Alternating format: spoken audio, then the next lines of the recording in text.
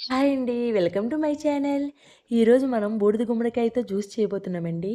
Weight loss అవ్వాలి అనుకునే వారికి ఈ జ్యూస్ మాత్రం చాలా బాగా యూజ్ అవుతుంది.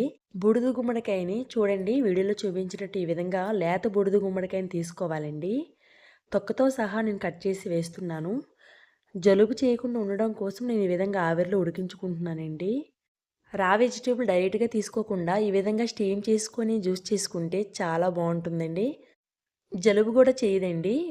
లైట్‌గా ఉడికించుకొని మిక్సీ జార్‌లో వేసుకోండి చల్లగా అయిన తర్వాత. కొద్దిగా అల్లం ముక్కలు వేసి మిక్సీ జార్‌లో మిక్సీ పట్టించుకోండి. చూడండి ఈ విధంగా పేస్ట్‌లా చేసుకొని జ్యూస్‌ని వడగట్టండి.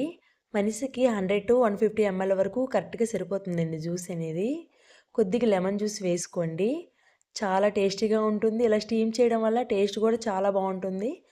పడగడుపున డైలీ తాగితే చాలా మంచిది. మీరు ట్రై చేసి కామెంట్ చేయండి.